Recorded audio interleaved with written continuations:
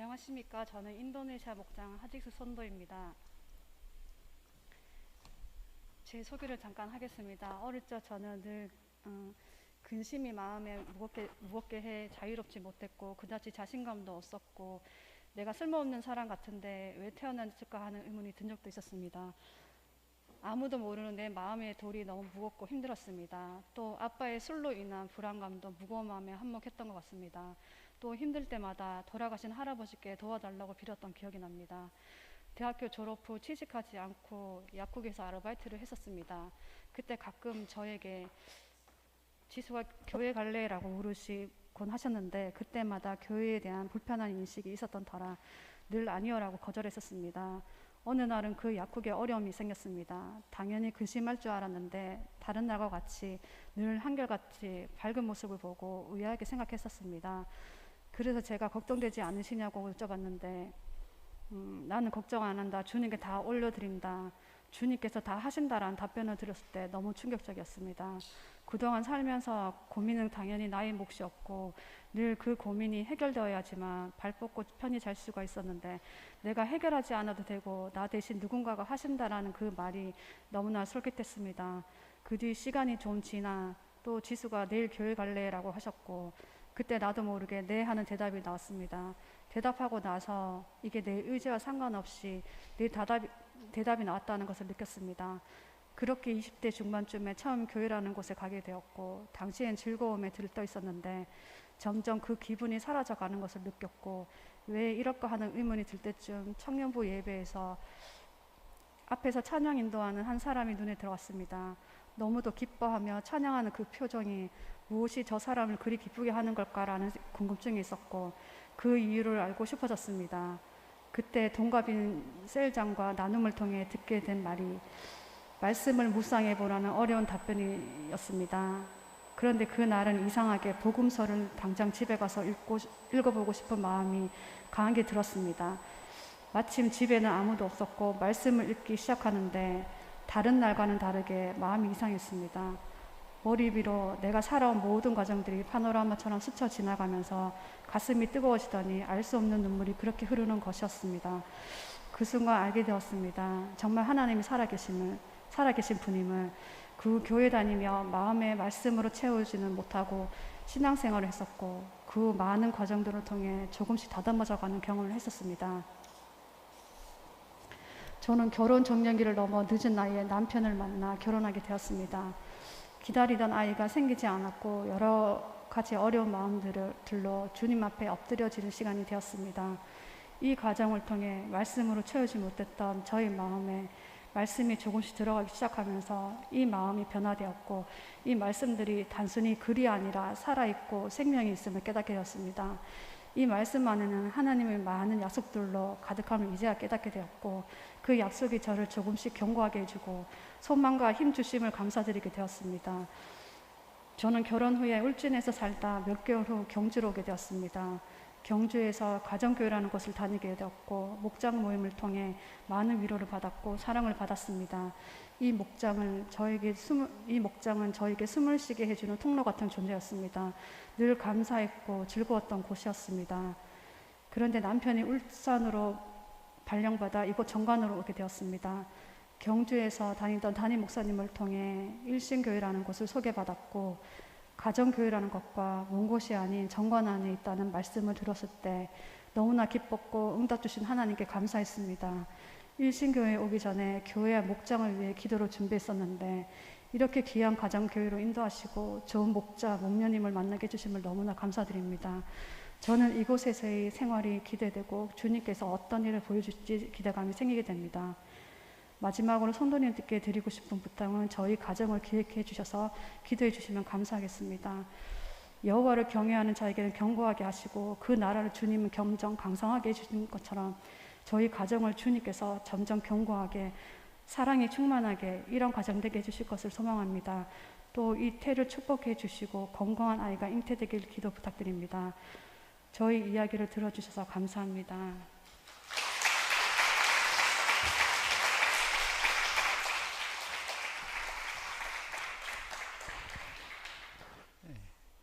우리 주님께서 귀한 가정을 저희 일신교회로 보내주시고 은혜 나눔을 함께 우리가 들을 수 있게 되어서 참으로 감사를 드립니다. 우리 박신우 하지숙 집사님 가정을 위해서 늘 기억해 주시고요, 기도해 주시기 바랍니다.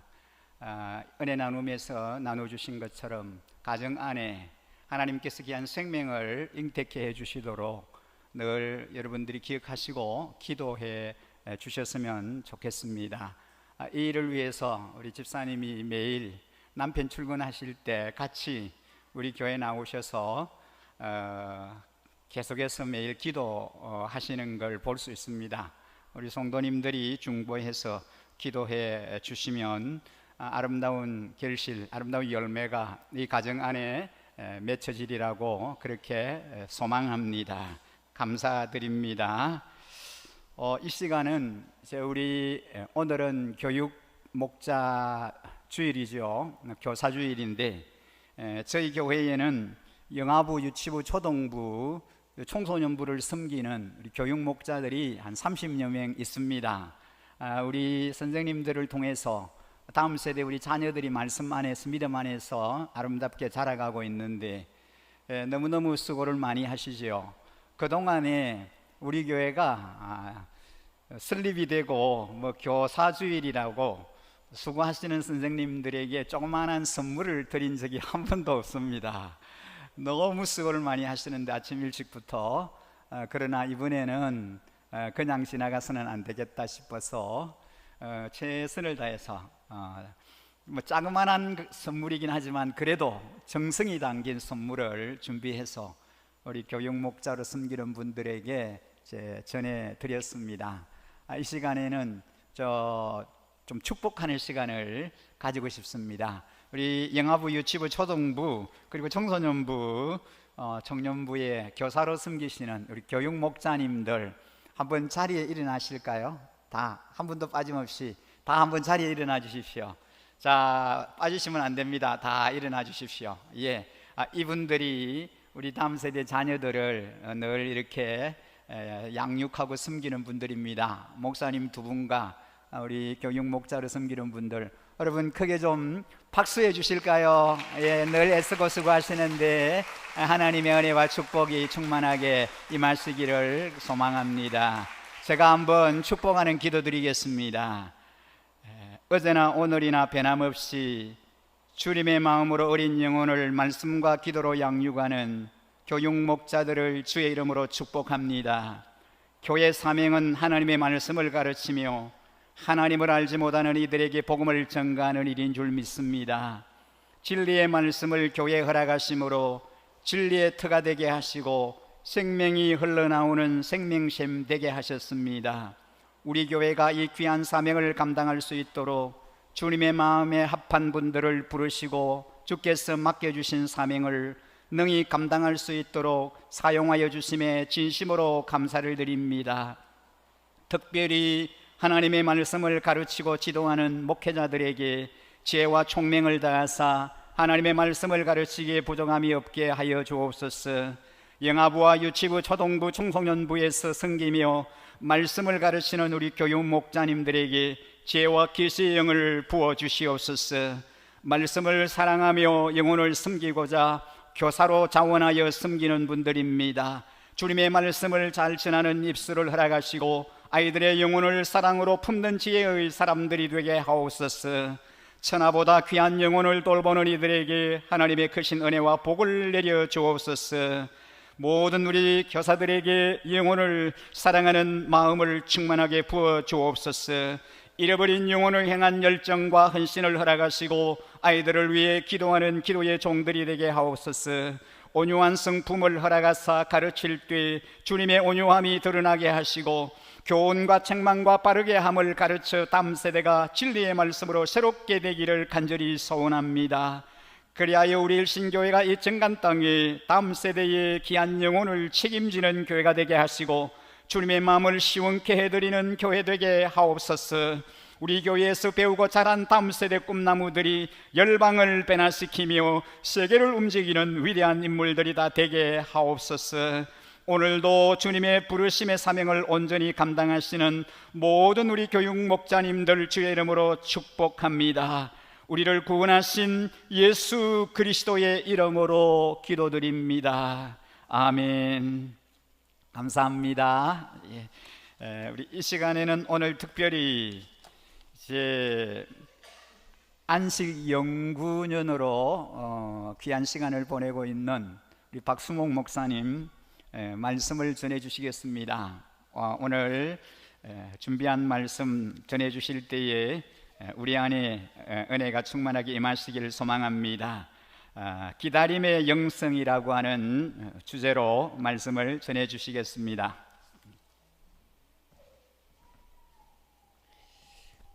네, 우리 함께 하나님의 말씀을 찾아서 읽겠습니다. 잠언 8장 17절 그리고 마가복음 5장 21절에서 43절입니다. 먼저 잠언 말씀을 읽고요. 이어서 마가복음 5장 21절에서 43절 있습니다. 좀 길지만 또 집중해서 읽어주시고 끝까지 놓치지 않고 집중해서 읽는 분에게 나중에 축복의 메시지를 전해드리겠습니다. 준비되셨습니까? 예, 우리 함께 나는 나를 사랑하는 사람을 사랑하며 나를 간절히 찾는 사람을 만나준다. 예수께서 배를 타고 맞은편으로 다시 건너가시니 큰 무리가 예수께로 모여들었다. 저 말씀입니까? 다시. 자, 마가복음 있습니다. 시작. 예수께서 배를 타고 맞은편으로 다시 건너가시니 큰 무리가 예수께로 모여들었다. 예수께서 바닷가에 계시는데 회당장 가운데서 야이로라고 하는 사람이 찾아와서 예수를 뵙고 그 발 아래에 엎드려서 간곡히 청하였다. 내 어린 딸이 죽게 되었습니다. 오셔서 그 아이에게 손을 얹어 고쳐주시고 살려주십시오. 그래서 예수께서 그와 함께 가셨다. 큰 무리가 뒤따라오면서 예수를 밀어댔다. 그런데 12해 동안 혈루증을 앓아온 여자가 있었다. 여러 의사에게 보이면서 고생도 많이 하고 재산도 다 없앴으나 아무 효력이 없었고 상태는 더 악화되었다. 이 여자가 예수의 소문을 듣고서 뒤에서 무리 가운데로 끼어 들어와서는 예수의 옷에 손을 대었다. 그 여자는 내가 그의 옷에 손을 대기만 하여도 나을 터인데 하고 생각하고 있었던 것이다. 그래서 곧 출혈의 근원이 마르니 그 여자는 몸이 나은 것을 느꼈다. 예수께서는 곧 자기에게서 능력이 나간 것을 몸으로 느끼시고 무리 가운데서 돌아서서 누가 내 옷에 손을 대었느냐 하고 물으셨다. 제자들이 예수께 무리가 선생님을 애워싸고 떠밀고 있는데 누가 손을 대었느냐고 물으십니까? 하고 반문하였다. 그러나 예수께서는 그렇게 한 여자를 보려고 둘러보셨다. 그 여자는 자기에게 일어난 일을 알므로 두려워하여 떨면서 예수께로 나와 엎드려서 사실대로 다 말하였다. 그러자 예수께서 그 여자에게 말씀하셨다. 딸아, 내 믿음이 너를 구원하였다. 안심하고 가거라. 그리고 이 병에서 벗어나서 건강하여라. 예수께서 말씀을 계속하고 계시는데 회당장의 집에서 사람들이 와서 회당장에게 말하였다. 따님이 죽었습니다. 이제 선생님을 더 괴롭혀서 무엇 하겠습니까? 예수께서 이 말을 곁에서 들으시고서 회당장에게 말씀하셨다. 두려워하지 말고 믿기만 하여라. 그리고 베드로와 야고보와 야고보의 동생 요한밖에는 아무도 따라오는 것을 허락하지 않으셨다. 그들이 회당장의 집에 이르렀다. 예수께서 사람들이 울며 통곡하며 떠드는 것을 보시고 들어가셔서 그들에게 말씀하셨다. 어찌하여 떠들며 울고 있느냐? 그 아이는 죽은 것이 아니라 자고 있다. 그들은 예수를 비웃었다. 그러나 예수께서는 그들을 다 내보내신 뒤에 아이의 부모와 일행을 데리고 아이가 있는 곳으로 들어가셨다. 그리고 아이의 손을 잡으시고 말씀하셨다. 달리다 굼. 이는 번역하면 소녀야 내가 내게 말한다. 일어나거라 하는 말이다. 그러자 소녀는 곧 일어나서 걸어 다녔다. 소녀의 나이는 12살이었다. 사람들은 크게 놀랐다. 예수께서 이 일을 아무에게도 알리지 말라고 그들에게 엄하게 명하시고 소녀에게 먹을 것을 주라고 말씀하셨다. 아멘. 네, 하나님의 말씀을 잘 따라 읽으셨고요. 함께 읽으셨습니다. 말씀을 사모하면서 입으로 또 선포하고 또 마음에 그대로 되기를 바라는 이 자리에 예배드리고 온라인으로 예배드리는 여러분들에게 하나님의 말씀의 능력과 은혜가 충만하게 거할 것을 축복합니다.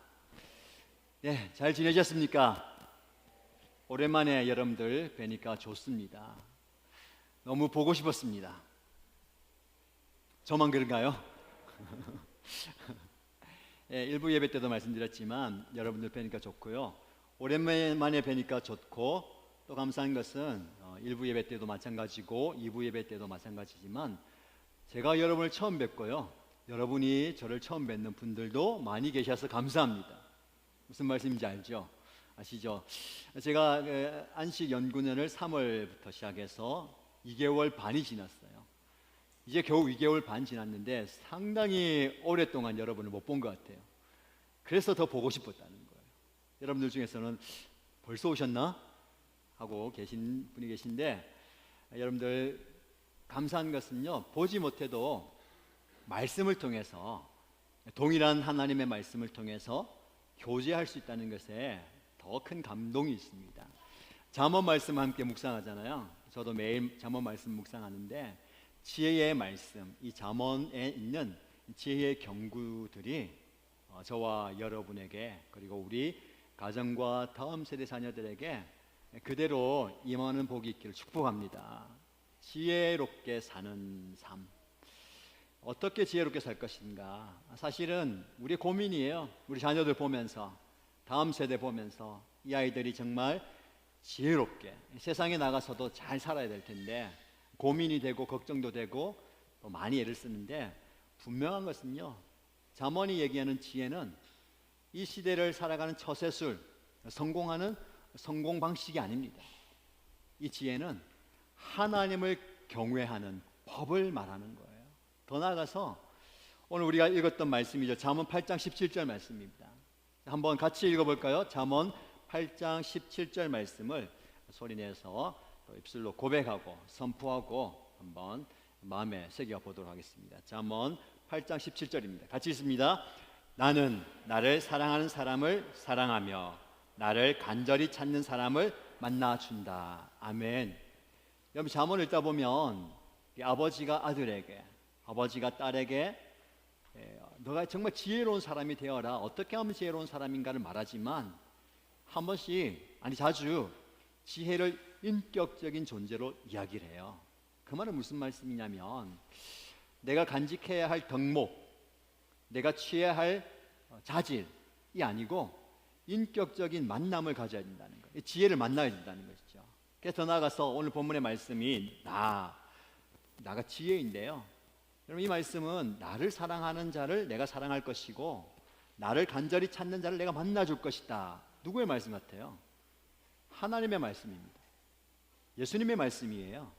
내가 나를 사랑하느냐? 내가 너를 사랑할 것이다. 너가 나를 간절히 찾느냐? 내가 너를 만나줄 것이다.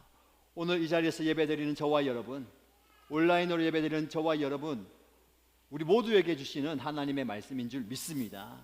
주님을 사랑하는 자에게 하나님께서 사랑을 베풀어 주실 것이고 주님을 간절히 찾는 자를 친히 오셔서 만나 주실 줄 믿습니다. 이런 은혜가 우리에게 있기를 축복합니다.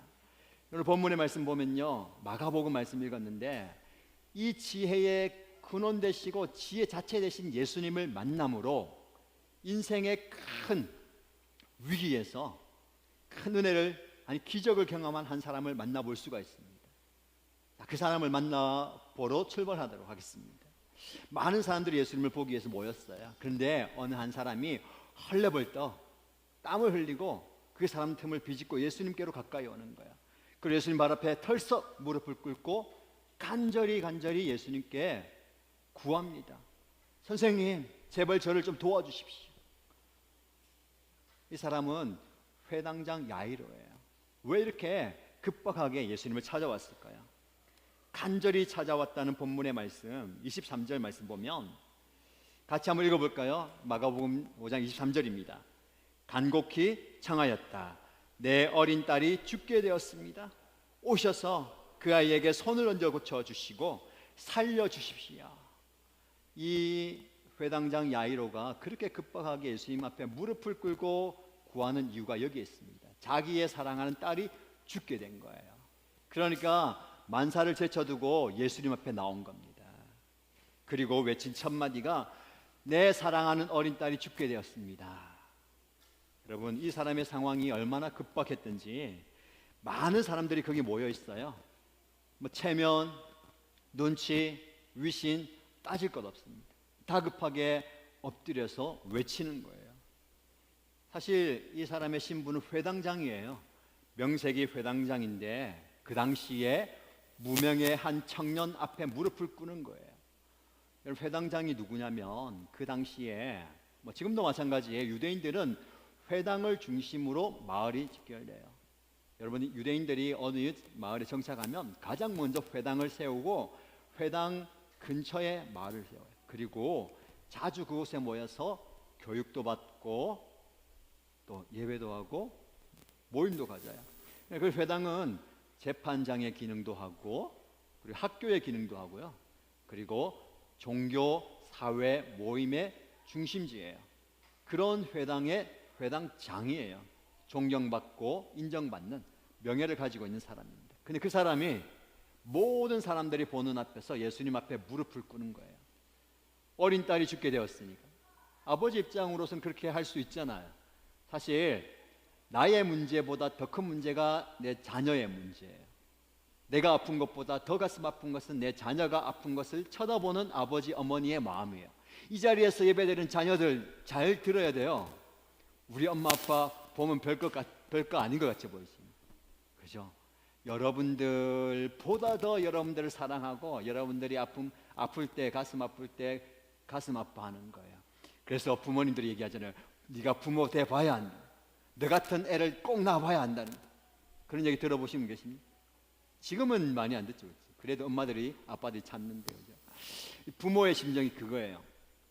자녀가 아프고 자녀가 문제 있고 자녀가 고통스러운 걸 참지 못하는 거예요. 달려와서 그렇지만 쉬운 게 아니에요. 왜냐하면 예수님이 그 당시 어떤 취급을 받았냐면 모든 종교 지도자들로부터 이단자 취급받았어요. 어떻게 하면 저 이단자를 처형할까? 그런 상황 가운데 회당장이 그 앞에 나가서 무릎을 꿇고 머리를 조아린다면 이제는 온 동네에 소문이 나는 거예요. 더 이상 회당장의 자리를 유지할 수도 없습니다. 그럼에도 불구하고 그가 예수님 앞에 나와서 무릎을 꿇고 엎드립니다. 왜 그렇습니까? 자기가 도무지 해결할 수 없는 문제가 있기 때문에 그래요. 여러분, 딸이 아파요. 죽을 병이 걸렸습니다. 아버지가 어떤 노력을 할까요? 할 수 있는 노력을 다 해볼 겁니다. 살리려고. 그런데 소용이 없어요. 이제 마지막 희망을 가지고 예수님께 나왔습니다. 예수님이라면 이 문제를 해결해 주실 수 있을 거야 라는 마지막 희망을 가지고 달려왔어요. 여러분, 이 아버지의 마음을 우리가 함께 나눴으면 좋겠습니다. 그러고 보면 사람이 살아가면서 고통, 아픔, 괴로움 당하는 것이 꼭 나쁜 것만은 아니에요. 왜냐하면 잘 나가던 회당장이 딸의 문제가 아니었으면 예수님 앞에 나왔을까요? 그냥 나오는 게 아니라 그 예수님 앞에 무릎을 꿇고 예수님께 도움을 구했겠습니까? 돈도 있고 실력도 있고 능력이 있으면 그걸로 해결하려고 하잖아요. 심지어 하나님을 믿는 저와 여러분들도 마찬가지예요. 내 힘으로 해보려고 하고 내가 가진 재물로 해보려고 하고 내 능력으로 해보려고 하잖아요. 그러나 그것이 다 소용없다고 느낄 때에 그때 우리는 비로소 예수님께 나오는 거예요. 그래서 때로는 우리에게 닥쳐온 고통과 고난과 아픔과 괴로움이 쓸모없는 것, 아니 더 나아가서 필요 없는 것이 아닐 수가 있습니다. 왜냐하면 그 고통으로 인하여서 우리가 주님께 나올 수 있다면, 예수님께 나왔다면, 그 예수님께 나와서 무릎을 꿇고 주님 도와주십시오라고 아랜다면 그 고통은 우리에게 유익이 되는 줄 믿으시기 바랍니다. 정말 그래요. 여러분, 저와 여러분에게 있는 진짜 문제는 여러분이 가진 질병의 문제가 아닙니다. 아무리 노력해도 늘어나지 않는 재산, 가난의 문제가 아니에요. 아무에게도 말할 수 없는 내 자녀의 장애의 문제, 그게 진짜 문제가 아니에요. 누구나 그 아픔을 가지고 있습니다. 누구나 그 어려움을 가지고 있어요. 그러나 진짜 문제는 그 아픔을 가지고 있음에도 불구하고 사회적인 지위와 체면과 다른 사람들의 시선 때문에 주님께 나오지 못하는 그것, 주님께 나와서 엎드려야 하는데, 구해야 하는데 나오지 못하게 하는 그 벽, 이게 문제입니다. 여러분 가운데는 그런 문제가 없습니까? 그런 벽이 없습니까? 여러분의 체면, 여러분의 지위, 여러분이 가진 것, 다른 사람들의 시선, 그 벽을 뛰어넘어야 합니다. 그리고 주님께 나와야 하는 거죠. 자, 이 예수님을 찾아와서 예수님께 도움을 구하는 그 회당장 야이로의 이야기, 간절한 요청을 듣고 예수님이 어떻게 하십니까? 예수님은 그와 함께 그의 집으로 가십니다. 24절 말씀 한번 읽어볼까요? 같이 읽겠습니다. 24절입니다. 그래서 예수께서 그와 함께 가셨다. 큰 무리가 뒤따라오면서 예수를 밀어댔다. 여러분, 여기서 우리가 집중해야 될 것은요, 예수님께서 그와 함께 가셨다라는 거예요. 야, 너 먼저 가라, 나는 볼일 끝내고 나중에 갈게가 아니라 함께 가셨어요. 여러분, 이게 핵심입니다. 야이로는 그 아픔이 있었어요. 딸의 문제. 이 문제가 야이로에게 준 두 가지 효과가 있습니다. 첫 번째는 뭐냐면, 그가 가지고 있던 지위와 체면과 위신, 명예를 내려놓게 하는 기회였어요. 여러분, 우리가 내려놓아야 할 때 내려놓아야 합니다. 왜? 주님께 나가기 위해서, 주님의 손을 붙들기 위해서 지금까지 내가 붙들고 있는 것을 내려놓아야 되는 거예요. 근데 많은 분들이 내려놓지 않고 주님께 나오지도 않는 거예요. 여러분, 이 아픔을 통해서 이 야이로는 그의 가지고 있던 것을 내려놨습니다. 주님께 나가지 못하게 하는 벽을 내려놨어요. 다른 하나는요, 그가 예수님 앞에 더 적극적으로 나와서 매달릴 수 있는 기회가 되었습니다. 아픔이, 고통이 주님께 나올 수 있고 주님께 부르짖을 수 있는 기회가 된 거예요. 여러분들도 예수님 앞에 나오십시오. 아직까지 여러분들이 주님께 나오고자 하는데, 주님께 더 간절히 부르짖고자 하는데 방해되는 것, 아니면 이런 상황, 저런 처지 따지십니까? 그런 분들은요, 아직 덜 절박해서 그렇습니다. 여러분, 진짜 절박하면 그게 눈에 보이지 않아요. 그죠? 사회적인 지위와 체면과 내가 가진 것 보이지 않습니다. 오직 예수님만 보여야 됩니다. 여러분, 예수님만 보여야 되는 거예요. 예수님께서 그와 함께 가십니다. 이게 은혜이죠. 이 야이로의 마음에 어떤 마음이 들었을까요? 이제 되었다. 지금까지 내 마음고생이 이렇게 심했는데 옆에 나와 함께 가신 예수님을 보면서 이제 되었다 라는 안도감이 있지 않겠어요? 그런데 문제는 여기서 발생하는 거예요. 길을 가던 중에 예상치 못한 일이 생깁니다. 혈루증을 앓는, 12년 동안 혈루증을 앓던 여인이 예수님께 나와서 예수님 옷자락을 만지고 치유받아요. 근데 그 사실을 아무도 모릅니다. 그런데 예수님이 길을 가다가 멈추시고 그 여인을 찾고 있는 거예요. 아니, 한시가 급해요. 1분 1초가 급한 상황입니다. 빨리 가서 예수님께서 내 딸을 고쳐주셔야 되는데 예수님이 길에서 시간을 허비하고 낭비하는 거예요. 그 야이로의 마음 어떻겠습니까? 야속하는 거예요. 다급하고 절박하는 거예요. 여러분, 오늘 본문의 말씀에 보면 이 야이로이든 회당 혈루증을 가진 여인이든 절박함을 가지고 주님께 나왔어요. 우리 모두가 그런 절박함이 있습니까? 갈급함이 있습니까? 간절함이 있습니까? 일부에 이 혈루증 여인에 대한 설교를 간절함의 영성이라는 제목으로 설교를 했는데요, 이 부분은 오늘 다루지 않아요. 집에 가셔서 일부 예배 설교를 좀 들어보시기 바랍니다. 이분은 이 회당장 야이로를 통해서 하나님께서 우리에게 주시는 기다림의 영성에 대해서 말씀을 살펴보고 싶어요. 얼마나 초조합니까? 아니, 빨리 가야 되는데 지금 가도 늦는데 이 여인 때문에 시간을 허비하는 거예요. 그런데 여러분, 더 안타까운 것은요, 이런 상황 속에서 집에서 청천벽력 같은 소식이 들려옵니다. 35절 말씀입니다. 35절 말씀 같이 읽어보겠습니다. 예수께서 말씀을 계속하고 계시는데 회당장의 집에서 사람들이 와서 회당장에게 말하였다. 따님이 죽었습니다. 이제 선생님을 더 괴롭혀서 무엇하겠습니까? 여러분, 지체하는 시간 때문에 딸이 죽어버렸어요. 그러면서 사람들이 뭐라고 얘기합니까? 이제 소용없습니다. 예수님 더 괴롭히지 마십시오. 끝났습니다 라고 얘기하는 거예요. 끝이라는 거예요. 여러분, 누가 봐도 맞는 말이에요. 딸이 죽어버렸습니다. 살아만 있었다 해도 조금의 희망이 있었을 텐데 죽어버린 거죠. 이 여인 때문에 딸의 치유가 지연되었습니다. 시간이 흘러가는 가운데 딸이 죽어버렸어요. 더 깊은 절망 가운데 빠져버렸습니다. 여러분, 이 회당장 야이로의 마음에 어떤 마음이 들었을까요? 비통한 심정으로 모든 것을 내려놓지 않겠습니까? 일말의 희망을 가지고 예수께 나와왔어요. 이제 예수님과 함께 가는 것을 보면서 이제 되었다라고 기대감이 부풀러 있는데 그것도 잠시 딸이 죽어버렸다는 거예요. 자포자기의 마음뿐만 아니라 이제는 저 여인에 대한 원망의 마음도 들 것 같아요. 저 여인만 없었어도 빨리 갔으면 내 딸이 살았을 텐데 라는 생각도 했을 것 같습니다. 여러분, 저와 여러분들은요, 고통과 아픔을 가지고 예수님께 나와서 기도하고 하나님께 은혜를 구합니다.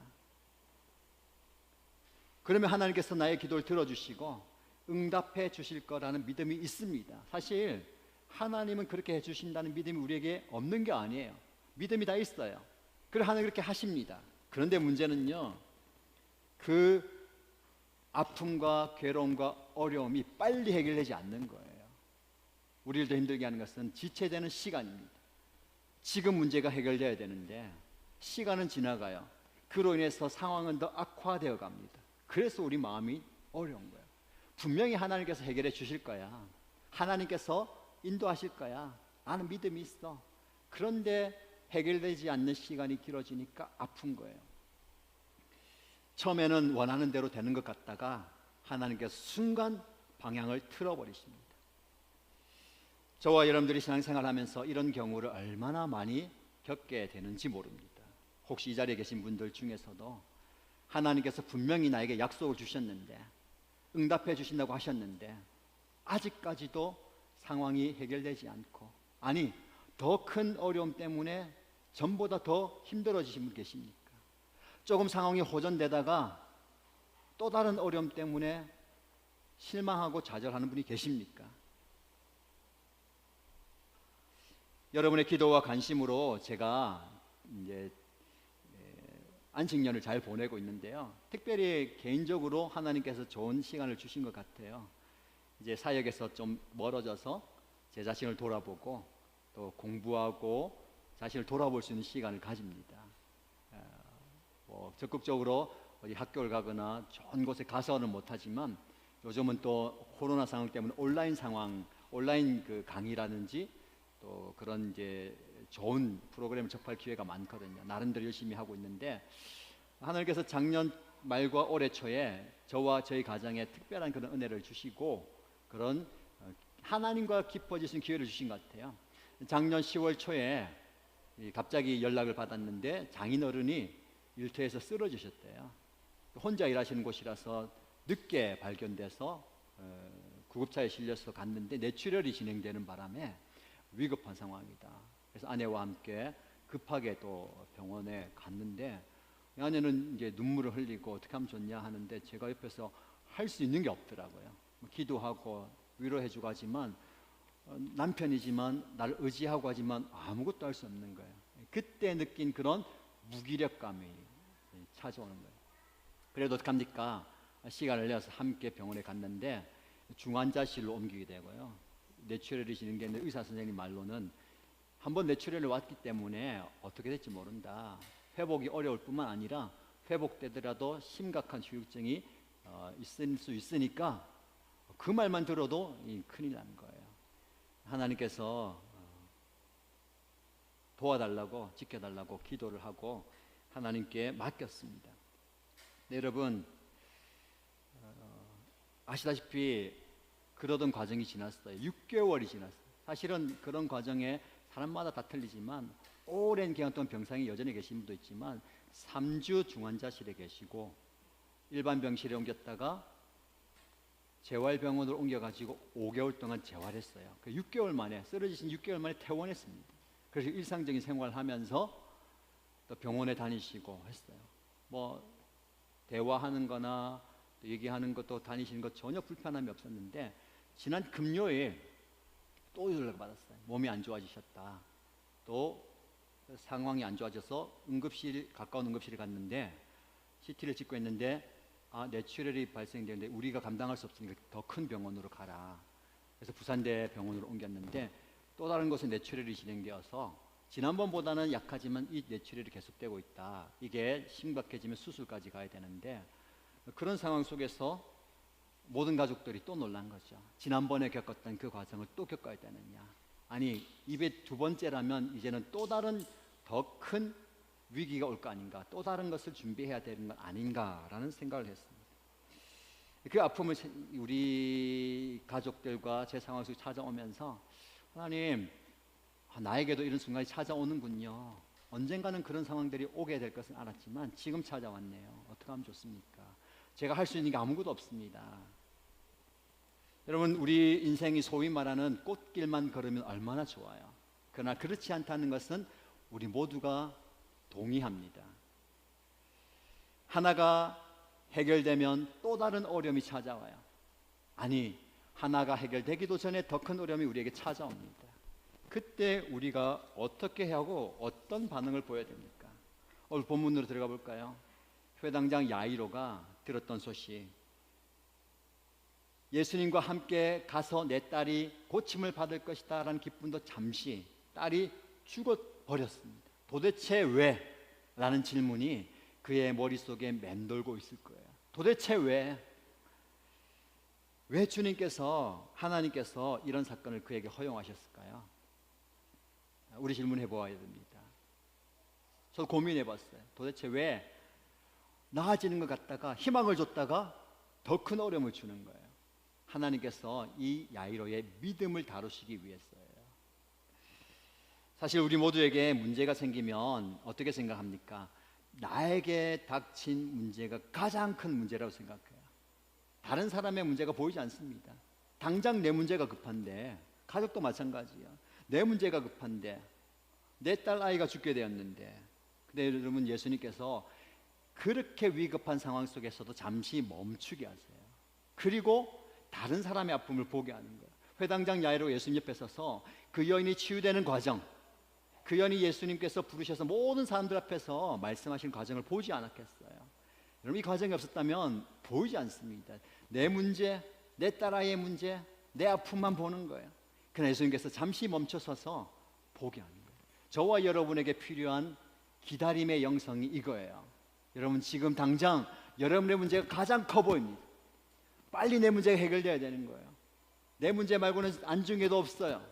그러나 우리 하나님께서는요, 우리 주님께서 저와 여러분께서 잠시 멈추고 또 다른 사람들의 아픔과 고통을 보게 하십니다. 더 나아가서 그 아픔을 해결하시는 예수님께 집중하도록 합니다. 왜 그럴까요? 여러분 문제가 크면요, 내 문제가 커 보이면 이 문제밖에 안 보여요. 심지어 그 문제를 해결해 주시는 예수님도 보이지 않는 거예요. 단지 이 문제를 해결해 주실 해결자로만 보는 겁니다. 여러분 예수님께서 그런 존재로 이 땅에 오신 게 아니에요. 그런 존재로 저와 여러분을 구원하는 게 아닙니다. 나의 질병의 문제, 내 아픈 문제만 해결하는 분으로 오신 분이 아니라는 거예요. 저와 여러분에 필요한 것이 기다림의 영성이고요, 기다림의 믿음입니다. 왜 하나님께서 그러면 우리에게 기다리게 하실까요? 여러분, 기다리게 하면서 그냥 헛된 시간이 아니에요. 주님과 더 깊은 신뢰 관계를 맺어가십니다. 그게 가능할까요?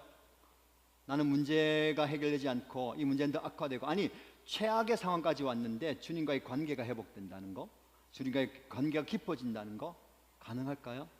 여러분, 가능합니다. 아니 필수적입니다. 성경을 보십시오. 문제가 해결되고 일이 잘 풀리고 잘 나갈 때 많은 사람들이 넘어집니다. 주님과의 관계 속에서 실패합니다. 그러나 그 모든 것을 잃어버리고 절박한, 아니 최악의 순간에 그들은 주님을 만나게 되는 것이죠. 주님과 최고 깊은 관계가 되는 거야. 주님과 가장 친밀한 교제를 경험하게 되는 겁니다. 여러분, 그래서 중요한 것은요, 여전히 딸이 죽었어요. 여전히 예수님은 회당장 야이로 곁에 계시고 함께 계십니다. 무슨 말씀인지 아시겠습니까? 다른 사람들은 죽음이 끝이에요. 더 이상 예수님이 필요 없습니다. 끝났습니다. 그러나 그 끝났다고 얘기하는 그 상황, 그 순간에 우리 주님께서 일하십니다. 우리 주님께서 우리를 만나주시는 거예요. 그래서 여러분, 너무 꽃길만 기대하지 마십시오. 예수 믿으면 잘 되어야 되는데, 예수 믿으면 꽃길만 걸어야 되는데, 여러분 더 중요한 게 있어요. 한번 따라해 보실까요? 오늘 중요한 핵심입니다. 자, 정신을 바짝 차리고 따라 하셔야 됩니다.